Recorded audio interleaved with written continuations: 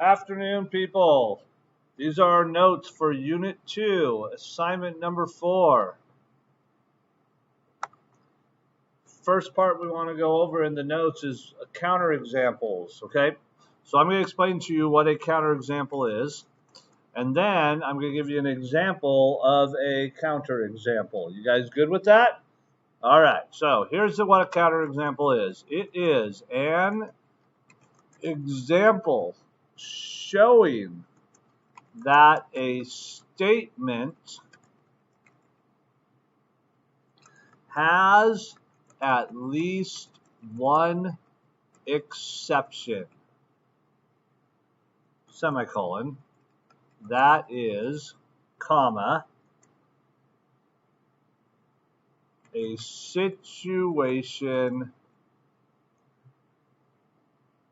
in which the statement is false.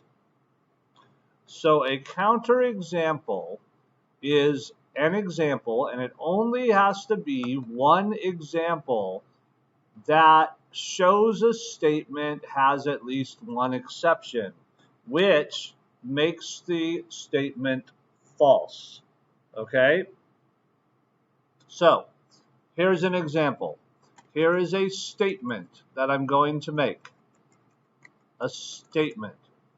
All even numbers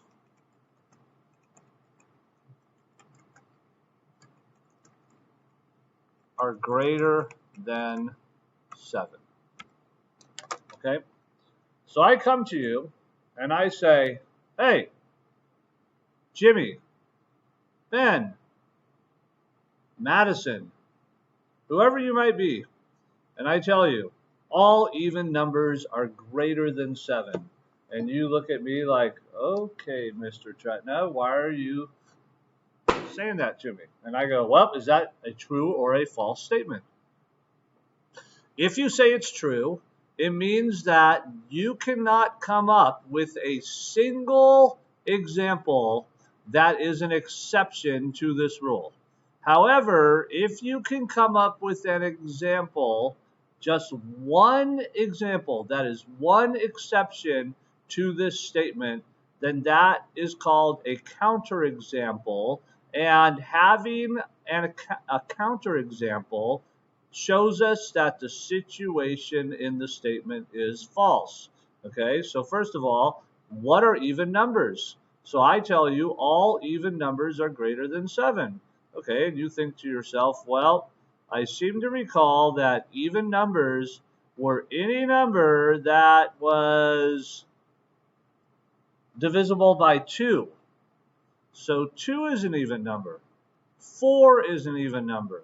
6 is an even number. 8. So any number that 2 divides into is an even number. So 12 is an even number. 14, 16, and so on. So we have this big long list of even numbers, and I say all even numbers are greater than 7. Okay, well, clearly there are even numbers that are greater than 7, such as 8, 10, 12, and so on. However, there are even numbers that are not greater than 7. So what this means is that you can come up with a counterexample to this statement here. And an example of the counterexample would be, the number 4. Okay, counterexample. 4 is an even number, but it is not greater than 7. Okay, greater than 7. So what we have done is we have just created a counterexample. We have found a counterexample. It is an example that shows that my statement has at least one exception. Now, there are more than one exceptions here. 2 and 6 would also be exceptions, but if you can have one exception, so what that means is this situation is false. This statement is false, okay? So that's what we mean by a counterexample, all right? All right, now let's go down to probability. So we're going to talk about probability. And one of the things we're going to talk about probability is we're going to talk about sample space. But just before we go into that, though, just to review for you, remember that whenever we write probability, probability is expressed whenever we express as a reduced fraction. Okay? So whenever you are talking about probability, you always want to express your answer to a probability question as a reduced fraction. All right? And remember, probability is defined as the fraction where the denominator is the total number of possible outcomes. So whatever the situation is, the total number of possible outcomes is the number you put in the denominator, and then the numerator is the number of positive outcomes. It's going to be a number that's going to represent the number of positive outcomes. And a positive outcome is whatever you're looking for in the problem. Okay? So what we're going to do is, and then I'm going to introduce to you a concept called the sample space. And the sample space is just a list where you make a list of all the possible outcomes. So here is our problem that we're going to look at today. We're going to reach into the bag and we're going to pick 2 marbles. So here's my bag right here. And you can see there are 4 marbles inside the bag. There's 2 reds, there's a green, and there's a blue marble.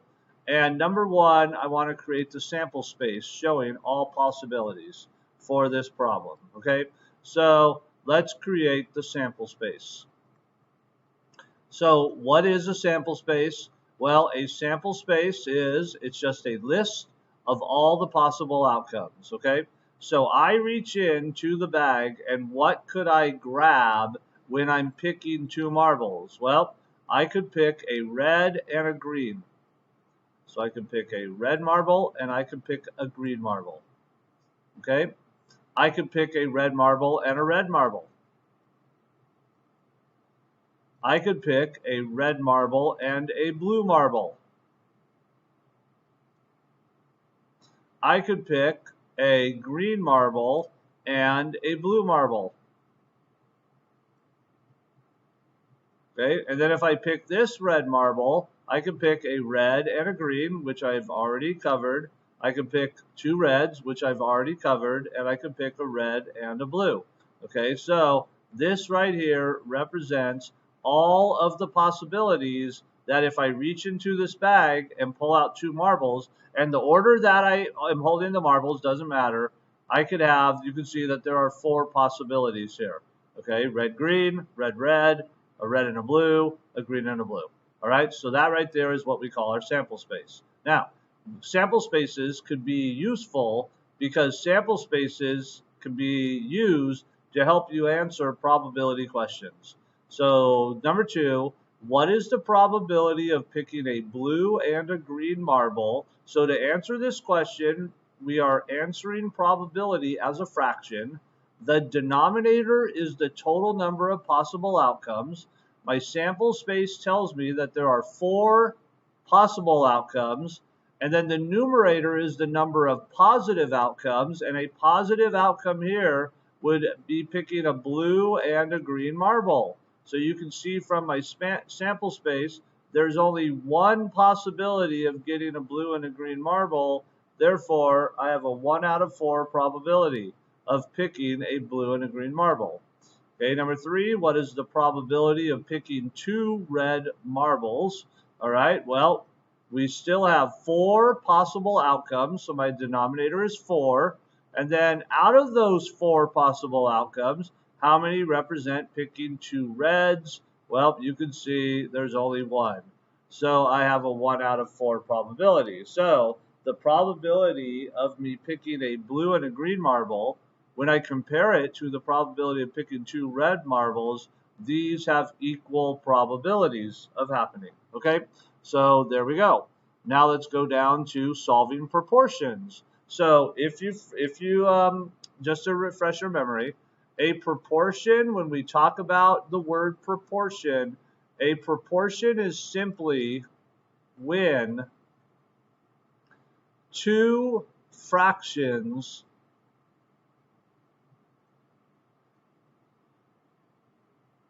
are equal to each other.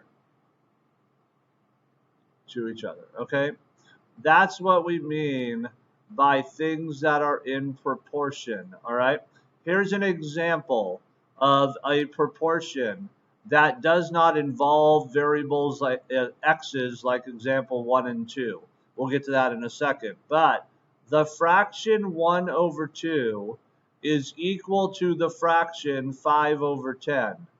Those two fractions are proportional with one another. Why are they proportional with one another? Well, because 1 over 2, which is a fraction, is equal to the fraction 5 over 10. Okay? Now, when fractions are in proportion with each other, you can solve them by using a strategy called cross multiplying. And the strategy of cross multiplying says when you have a proportion and you're trying to solve for an unknown, what you do is you multiply the top left term with the bottom right term. So in this case, you're going to multiply the 12 with the 8. And then you multiply the top right term with the bottom left term, which in this case would be you're multiplying the 5 with the m. Okay, you work those out. That would give me 5m, and that would give me 96. And then those results are equal to each other. Okay, so what you do is you do a process called cross multiplying when you have proportions, and then that creates an equation that then you could use algebra in order to solve for your unknown value. In this case, I would divide both sides by 5, and after the 5's cancel out, I would get m is equal to, let's see, I'm doing this one in my head here, 17.2. I think. Let's see, 5 goes into 96 once. That's a 5. No, it's not going to be 17. Sorry. That would be, it's 19. So 9 times 5 is 45. Bring down, subtract, that's a 1. Yeah, so 19.2 is my answer for what m would be in this problem. Okay, so there we go. There's how you solve a proportion. Example number 2 is a little bit more detailed, but it's the same exact concept. So what I'm going to do is, since I have a fraction, 3 over 5 is equal to a fraction, x plus 1 over 32. I have two fractions are equal to each other. I'm going to cross multiply in order to solve. So in other words, I'm going to multiply the 3 with the 32. I'm going to write down that result, which is 96. And then I'm going to multiply the 5 with the x plus 1. And when I do that, I'm going to go 5.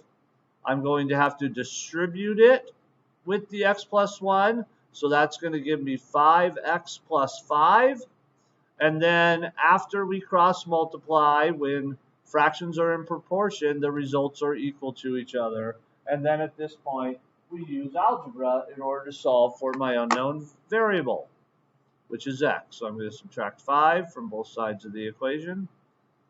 5x is now equal to 91. And then I'm going to divide 91 by 5. And that will ultimately give me what x is. So 18.2 is my answer for x.